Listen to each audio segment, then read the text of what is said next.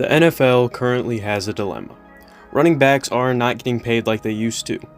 Teams don't want to give a player a 3 or 4 year contract when he might only play 2 complete seasons. And this wouldn't be a big deal if it was only happening to the average NFL running back, but it's happening to some of the best running backs in the league currently. Like Jonathan Taylor, Dalvin Cook, and up until recently, Saquon Barkley have all had a difficult time getting the length and money they want out of a new contract. And they are all under the age of 30. Obviously, this is an issue. Running backs are not getting paid what they are worth, and with a new CBA being agreed on recently, it would be difficult to implement new rules to help running backs get their money. But if you look at it from the owner and team perspective, it is getting difficult to justify big lengthy contracts being given to running backs. As most of you probably know, the running back position has historically been one of the most valuable positions in all of football. From Pee Wee to the NFL, good running backs have been a very valuable commodity to have. But there has been some drawbacks to the position that have made it less valuable.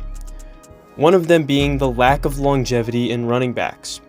With it being one of the most physically demanding positions in football, running backs get injured a lot. Some very good players are out of the league before they reach 30 years old. That, paired with NFL offenses relying more on their passing game, this has hurt the running back position a lot. Why pay a running back $15 million a year over 3 years when he might not make it to the end of the contract, when on the other hand, you can pay a wide receiver that same amount of money and get more production? The NFL is a results league, and if you aren't producing now, they will find someone who will. Which brings up another reason running backs are becoming less valuable. Good running backs are becoming less rare. Running backs out of college are becoming more and more NFL ready, so by the time you need to extend your starting running back's contract, you could just draft a player who will not cost you more money and will give you the same amount of production. So it's understandable why teams won't extend their running backs. But it's also understandable as to why running backs want fair pay. You spent most of your childhood, or at the very least your high school years, working towards the very difficult goal of becoming a college athlete. And most likely you are trying to be a Division I college athlete.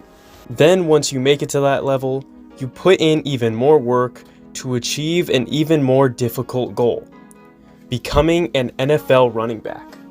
And even if you have a great freshman or sophomore year, you still need to wait until you are a junior or senior to be eligible to be drafted. Spending 1 or 2 extra seasons at the college level that could be spent in the NFL. Then once you finally reach the NFL, you then fight for playing time and manage to get the starting job and put up good numbers. Then, after all of that, you are denied a lucrative contract that could change you and your family's life, because there is a high chance you could get injured and not end up performing to the same level. Personally, I see the argument from both sides. It makes sense why teams need to be very wary of handing out big contracts in the salary cap era, because it could prevent them from acquiring more talent in the future in the hopes of bringing home a championship. And it makes sense why the best running backs in the world, who in the past have received very good contracts, want the contract that they have earned. I go back and forth as to what is the correct side to be on. Honestly, what the NFL should do to fix this is allow players to declare for the NFL draft 2 years out of high school, and maybe lessen the cap hit for contracts given to running backs. Possibly take 10 or 15% off the official number. But this could also lead to a whole new set of rules being set for other positions. Fullbacks would then want some special treatment, with how their position has been phased out of the game over the past few years. They would probably want a new CBA allowing teams to carry a 54th roster spot just for fullbacks. And positions like long snappers, punters, and kickers would want more money.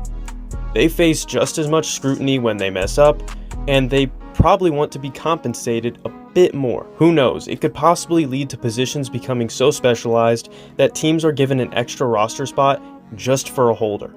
So I see why the NFL is cautious of making special exceptions for just one position. At the end of the day, the old saying is true.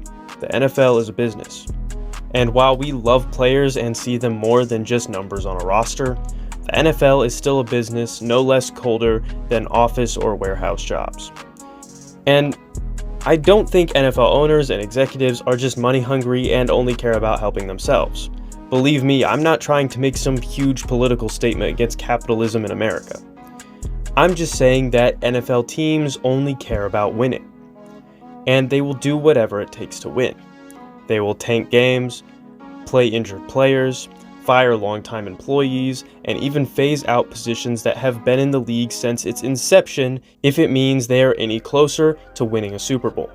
And while part of me respects people who are willing to do whatever it takes to win a championship, another part of me resents how unforgiving the business can be.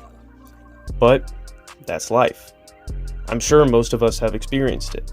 Maybe it's someone losing a job for an unjustified reason, or not making a team that you think you deserve to make, or not getting accommodations you want.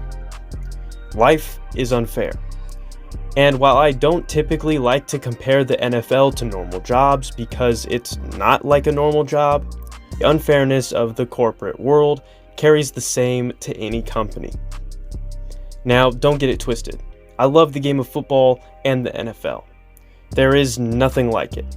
But this is one situation that is hard to sugarcoat. I do think there is a middle ground that can be found between both sides in running backs and the NFL.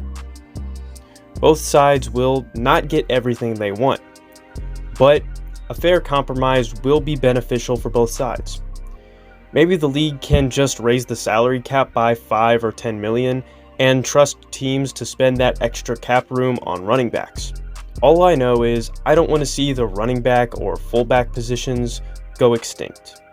They can be used in both the run and the pass game, and are one of the most important positions on the field. They deserve to get paid for the punishment their bodies go through.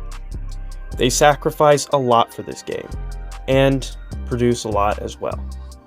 Thank you guys for watching. I'm Limitless Polls. I wanted to make this video because I've been, as everyone's been seeing in the NFL, the stuff that's been happening between running backs and their owners, and I kind of wanted to make this because I've been seeing a lot of Colts fans trash Jim Irsay and saying stuff like he's just money hungry and he doesn't want to pay players, but the salary cap is making him do it.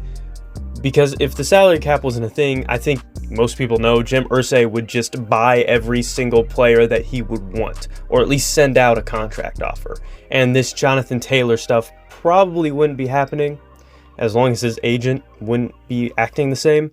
But because the salary cap is the way that it is, and the Colts don't have that much cap space, with guys like Michael Pittman Jr. and Julian Blackmon and Kwity Paye and Kenny Moore all needing new contracts in the next few years, it makes sense why the Colts want to save their money and not give a huge contract to a running back who, while he is amazing, could have another injury-riddled year and never reach that same level that he played at in 2021. So I'm sad to see what's happening to the running backs, but I also understand it from a team perspective because you want to win a Super Bowl at the end of the day. And spending a bunch of money on someone who might not produce isn't going to help you win a Super Bowl. So from the team perspective, I get it, but I also get it from the player perspective because you want to get paid, you want to get your bag, you want to get money. And I feel like most of us understand that. You want to put food on the table for your family and you want to be successful. But I feel like at a certain point, sometimes you do have to realize what the current market is. And at the end of the day, realize even if you're taking a $5 million pay cut, you're still going to be making like $10 million a year over the next few years, which is a solid chunk of change. And as long as you manage your money correctly, you can stretch that out for the rest of your life and make a good living even after you retire from the NFL. Anyways, thank you guys for watching. I'll see you guys next week.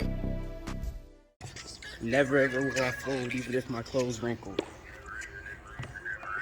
We change single, but this kid will make a whole mean. You don't make the roster. That throw go make my toes tingle.